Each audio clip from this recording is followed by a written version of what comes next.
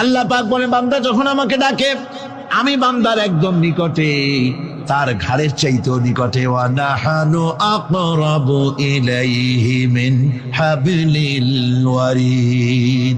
আমি আমার বান্দার সারা যে রগের উপরে তার মাথা, এর থেকেও আমি আমার বান্দার বেশি নিকটে। সুবহানাল্লাহ পড়ে।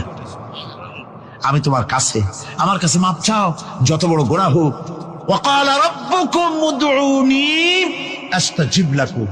তোমার প্রভু তোমাকে ডেকে বলেছে আমাকে ডাকো, আমি মাফ করে দেবো। সুবহানাল্লাহ।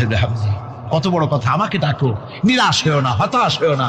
আল্লাহর গজব বেশি না রহমত বেশি?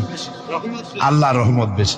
হাদিসে কুদসির ভিতরে এসেছে, আল্লাহ পাক বলেছেন কোন বান্দা যদি আমার দিকে এক বিগত অগ্রসর হয়, আমার রহমত তার দিকে এক হাত এগিয়ে যায়।